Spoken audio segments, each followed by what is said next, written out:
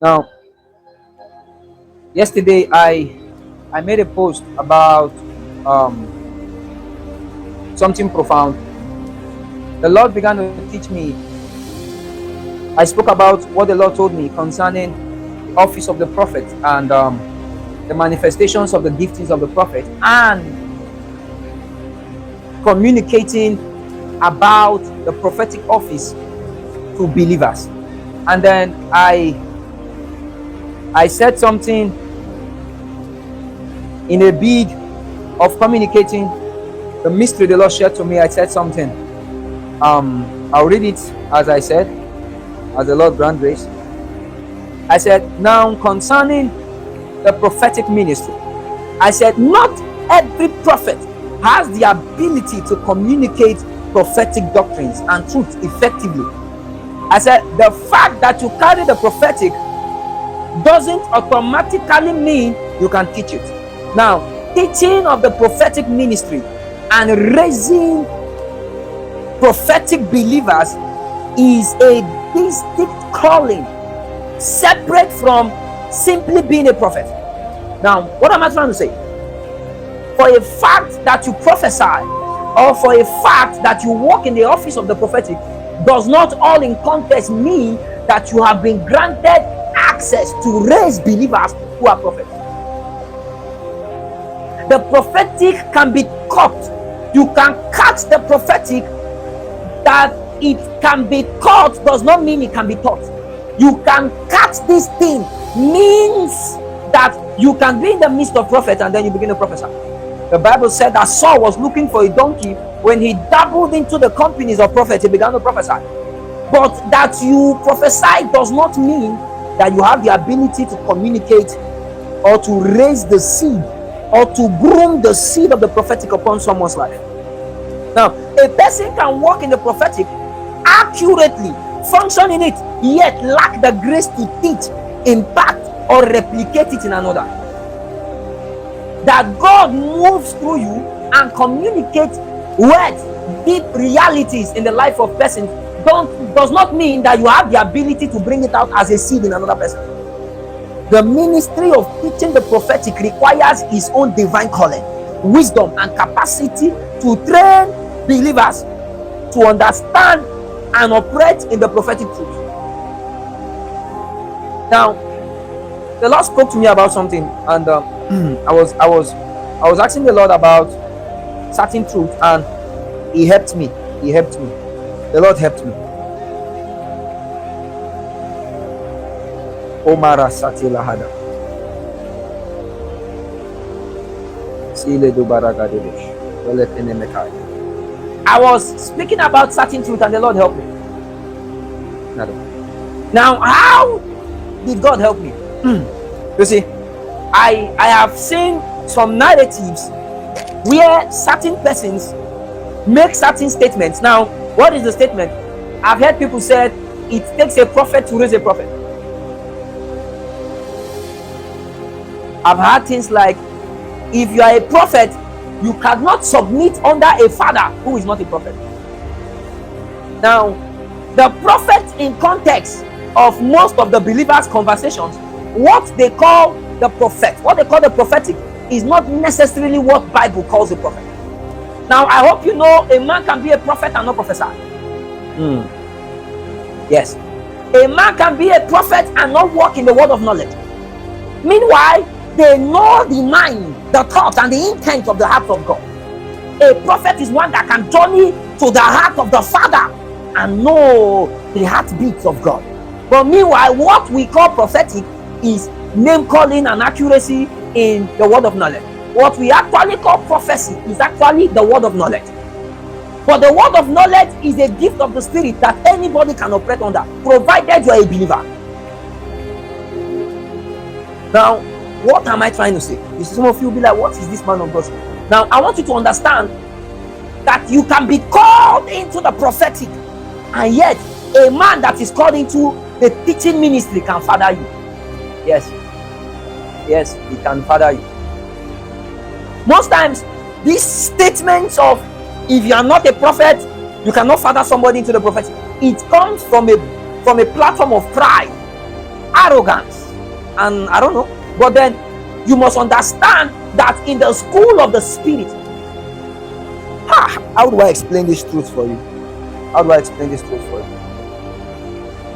How do I explain Shalamakabelo Kabahai?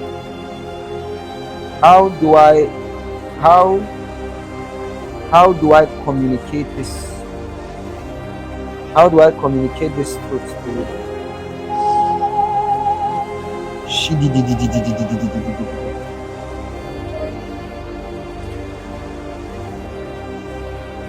O kamale sobele katai. Shindebele. Now listen. I pray God grants me utterance to communicate these things to us. Listen. Now, let's come to the context. What entails? What are the factors that makes a man eligible to mentor someone into his divine calling? What are the criteria needed for proper mentorship upon someone's life to move you into your ordained destiny? I've received messages in my DM. Someone just come from all kinds of places, different parts of the world. They just come, man of God, I want to submit under you. I love what God is doing with you. And I know something brought them. Yes, I know something brought them. And then the first question I ask you, if I'm going to reply you, is who is your spiritual father? Who has been guiding you? Who is the shepherd of your life? Who have guided you so far to this level and this point you are?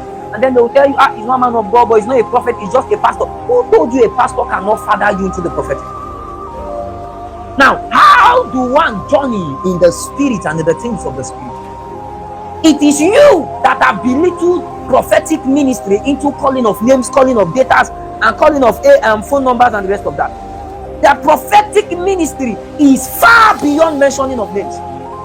I'm trying to lay a foundation on something before I move into what we're supposed to do today. I just pray God grant me grace. I just pray God grant me grace. Now, belittling the ministry of the prophetic into calling of names is where error enter the prophetic ministry. The work of a man in your life who you call your spiritual father is to guide you into hidden truth. Meanwhile, the work of the Holy Spirit is that when the Spirit of truth comes, he said he will guide you to all truth. Now, as you begin to work with God and do business with God in the things of the Spirit, the first thing that naturally happens to you is that you begin to occupy your office by default. And so a young man begin to walk in light. I hope you know your calling does not come on you at the initial stage. Hey, some of us began to walk in these things. Some of us began to teach and we began to evangelize. We were hungering for our hunger for spiritual things was so high. It was when we got to certain level, God began to shift us to certain dimension. It's just like when you began to go to school. There was nobody that started pre-nursery class in the courses doing the university now. Am I making sense? The first school you went to was kindergarten. Nursery, you did nursery 1, you did nursery 2, you did nursery 3. You entered primary 1. In primary 1, did anybody ask you if you want to become an engineer? No. That's the school of this world. You finish primary 1, you finish primary 2. We all wrote common entrance, right? Everybody, both lawyers, doctors, engineers, I don't care what you wanted to become in life, but we all wrote common entrance, right? When we finished common entrance, we entered just 1. Just 1, just 2, just 3. We finished just 3, we wrote, did anybody ask you what you want to become? No. It is compulsory. So when you begin to follow a man, or a man begin to father you or mentor you in the spirit, it is not given to him to transfer his office to you. His assignment is to guide you into all truth. Now, in a bid of him guiding you into all truth, something begin to happen to your spirit. Lines begin to fall into pleasant places as you begin to walk with God.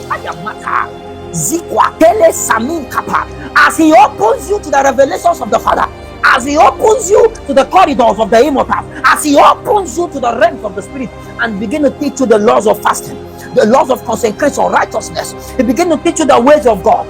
He begins to guide you into all truth. You will discover that as he guides you into all truth, naturally you begin to fall into your form. Something begins to form out of you. Then we entered SS1, we entered SS2, then we got to SS3, and then they said, okay, you've done well. You've moved from just 1 to SS3. Now you are now going into where we call higher institution. Now in this higher institution, it is important for you not just to move into your university like that. You must fill certain kinds of form, and you will tell us what to aspire to become in future.